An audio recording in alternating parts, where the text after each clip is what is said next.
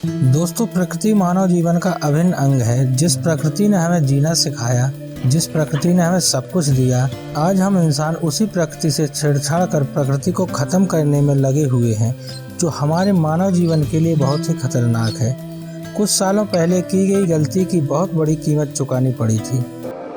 दोस्तों, ऐसे ही रहस्यों से रूबरू होने के लिए चैनल को सब्सक्राइब करना ना भूलें। दोस्तों, हम बात कर रहे हैं मानव इतिहास की एक ऐसी भयानक गलती की जिसकी वजह से 2.5 करोड़ लोगों को अपनी जान से हाथ धोना पड़ा। मानव द्वारा जाने अनजाने में प्रकृति से की गई छेड़छाड़ कितनी हानिकारक हो सकती है, इसका नतीजा हमें 1958 में चीन में देखने को मिला। दोस्तों, हम बात कर रहे हैं एक ऐसे अभियान की जिसका निर्णय बहुत ही भयानक और खतरनाक साबित हुआ और तबाही का कारण बना। इस अभियान का नाम था द ग्रेट स्पैरो कैंपेन, जिसे चारकीट अभियान के नाम से जाना जाता है। दोस्तों, इस अभियान की शुरुआत चाइना में 1958 में की गई थी।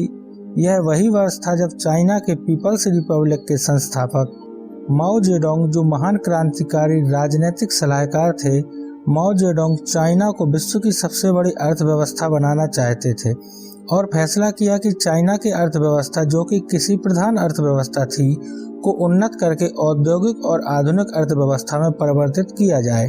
दोस्तों, उस समय ग्रेट ब्रिटेन की अर्थव्यवस्था सबसे उन्नत थी और उसके बाद अमेरिका का नंबर आता था। माओ और उनके प्रतिनिधियों ने संकल्प लिया कि अब से यानी 1958 से शुरू करके आने वाले 15 सालों के भीतर हम अमेरिकी अर्थव्यवस्था को पीछे छोड़कर यूके की अर्थव्यवस्था की बराबरी कर लेंगे और सब कुछ सही रहा तो चीन यूके को भी पीछे छोड़ देगा। इस संकल्प के साथ चीन में एक बहुत बड़े आंदोलन की परिकल्पना की गई, जिसे द ग्रेट लीप फॉरवर्ड का नाम दिया गया, जिसका अर्थ होता है आगे की ओर एक महान छलांग। परंतु आने वाले समय को कुछ और ही मंजूर था और यह द ग्रेट लीप फॉरवर्ड आंदोलन चाइना के इतिहास का बहुत बड़ा काला अध्याय साबित हुआ और करोड़ों लोगों को भूख से बिलखते हुए दम तोड़ने पर मजबूर होना पड़ा। दोस्तों, दरअसल माओ का मानना था कि चीन में परिवर्तन का राज उसकी तेजी से बढ़ती आबादी में छिपा है और यदि इस बढ़ती आबादी को व्यवस्थित तरीके से विकसित किया जाए तो सामाजिक और आर्थिक बदलाव देखे जा सकते हैं और फसलों का आय का अच्छा स्रोत बनाया जा सकता है और कृषि भूमि पर अधिक उत्पादन किया जाए। कृषि की उत्पादकता को बढ़ाने के लिए एक अजीब अभियान चलाया गया जिसका नाम था चार कीट अभियान, और यह 4 कीट थे: चूहे, मक्खी, मच्छर और हमारी प्यारी गौरैया। माओ ने कहा कि चूहे, मच्छर, मक्खियां और सभी मानव के दुश्मन हैं और इन्हें मार देना चाहिए। उनका देश चिड़िया यानी गौरैया और बाकी कीटों के बिना भी रह सकता है। दोस्तों, चीनी वैज्ञानिक ने गणना की थी कि प्रत्येक गौरैया हर साल 4.5 किलोग्राम अनाज खा जाती है और फसलों को भी नुकसान पहुंचाती है। अगर गौरैया को मार दिया जाए तो जनता के लिए भोजन की उपलब्धता बढ़ जाएगी और बढ़े हुए उत्पादन को निर्यात किया जा सकता है। माओ ने इसी समस्या का निराकरण करने के लिए ग्रेट स्पैरो अभियान शुरू किया, परंतु यह अभियान नहीं एक युद्ध था उन 4 कीटों के खिलाफ। चारों कीटों को खत्म करने के लिए आम लोगों से लेकर सेना तक का भी इस्तेमाल किया गया और सबसे ज्यादा फोकस किया गया बेचारी मासूम गौरैया पर। इस अभियान का व्यापक प्रचार प्रसार किया गया।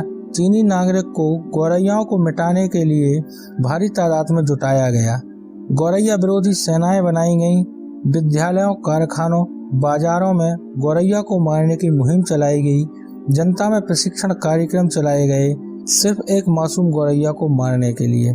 गौरैया को मिटाना है और चीन को चमकाना है, यह इस अभियान का नारा भी था। चीनी लोग गौरैया को आतंकित करने के लिए उन्हें जमीन पर उतरने से रोकने के लिए ढोल पीटते हुए उनका पीछा करते थे। ढोल की आवाज से डरी हुई यह मासूम चिड़िया जमीन पर नहीं उतरती थी और लगातार उड़ती रहती थी। चीनी लोग जब तक ढोल बजाते रहते, जब तक गौरैया उड़ते उड़ते थक कर गिर न जाए और गिरते ही उसे मार दिया जाता था। चीनी लोगों ने गौरैया के घोंसले तोड़ दिए, अंडे नष्ट कर दिए और यह अभियान इतने तेज युद्ध स्तर पर शुरू किया गया कि पहले ही दिन करीब 2 लाख से ज्यादा गौरैयाओं को मार गिराया। चीनी लोग खुशी में मरी हुई गौरैयाओं की माला बनाते थे। चीनी जनता में इस मासूम चिड़िया को जड़ से खत्म कर देने का जुनून सवार था और इसके पीछे का कारण था कि चीन की अर्थव्यवस्था को अमेरिका से भी आगे ले जाना है।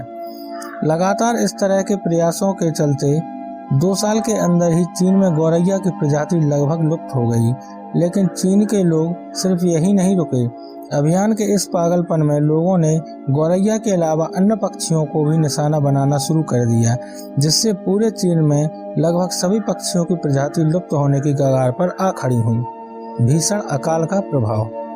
दोस्तों, द ग्रेट स्पैरो अभियान को तो 1960 तक सफलता मिल गई थी, परंतु एक महाकाल समस्या धीरे धीरे चीन में आगे आ रही थी और यह थी भयंकर पर्यावरण असंतुलन की। गौरैया जैसी कोई भी चिड़िया केवल अनाज या बीज नहीं खाती, गौरैया कीड़े मकोड़े भी खाती है, जिससे कीड़े मकोड़ों की संख्या नियंत्रण में रहती है। लेकिन अब उन कीड़े मकोड़ों को खाने वाली चिड़ियाओं को तो चीनी लोगों ने मार डाला था, तो अब ऐसे में सभी कीड़े मकोड़े और छोटे छोटे कीटों की आबादी में एक ऐसा उफान आया जो संभाले नहीं समझ रहा था। सबसे ज्यादा बढ़ोतरी हुई टिड्डियों की संख्या में। पूरे चीन में टिड्डी दल की संख्या अप्रत्याशित रूप से बढ़ गई। टिड्डी दल झुंड के झुंड में आते और चंद घंटों में हजारों हेक्टेयर में फैली फसलों को चट कर जाते थे। टिड्डी दल का ऐसा भयानक हमला चीनी वासियों ने पहले कभी नहीं देखा था। टिड्डी दल रातों रात किसी गांव पर हमला करते और पूरे गांव की फसल को एक ही रात में तबाह करके आगे गांव की ओर चले जाते थे। करोड़ों की संख्या में एक साथ हमला करते इन टिड्डी दलों को काबू करने में कोई भी तरीका कारगर साबित नहीं हो रहा था। टिड्डी दलों के आक्रमण और फसलों को खाने वाले अन्य कीट पतंगों के हमले के कारण चीन में पैदावार बुरी तरह प्रभावित हुई। इसको रोकने के लिए लगातार कीटनाशक का छिड़काव भी और चीनी सरकार द्वारा अपनाए गए अन्य उपाय भी इन कीटों की बढ़ती संख्या को नहीं रोक सके और उल्टा नए नए कीटनाशकों के प्रयोग से फसलों को और भी ज्यादा खराब कर दिया। देखते ही देखते चाइना में अकाल की स्थिति आ गई। जनता अन्न को तरसने लगी और पूरे चीन में भूखमरी की हालत हो गई। यह पता लगने पर कि गौरैया और अन्य पक्षी कीड़ों मकोड़ों को खाकर पर्यावरण संतुलन रखने में अपना योगदान देते हैं, तब माओ ने 1960 में गौरैया मारने का अभियान स्थगित कर दिया। लेकिन तब तक बहुत देर हो चुकी थी। पर्यावरण असंतुलन अपना काम कर चुका था। अकाल के कारण करोड़ों लोग खाने को तरस तरस कर मर गए। दोस्तों, 1958 से 1961 के 3 सालों में चीन में 3 मिलियन यानी लगभग 3 करोड़ लोग मारे गए। बेशक चीनी सरकार ने मरने वालों की संख्या 15 मिलियन बताई, लेकिन चीनी पत्रकार यंग की पुस्तक टॉम ब्रिस्टोन के अनुसार 36 मिलियन लोग मारे गए थे। यह पुस्तक आज भी चाइना में प्रतिबंधित है। भले ही चीनी सरकार इस घटना को कुदरत का कहर मानती है, न कि सरकार की गलत नीतियों का परिणाम। दोस्तों, वास्तव में यह घटना एक भयंकर मानवीय भूल थी, जिसकी वजह से करोड़ों लोग भूख की वजह से मारे गए थे। इस घटना को चाइना के इतिहास में महान अकाल के नाम से भी जाना जाता है। दोस्तों, उम्मीद है यह वीडियो आपको पसंद आया होगा। वीडियो को लाइक और शेयर करना ना भूलें। धन्यवाद दोस्तों।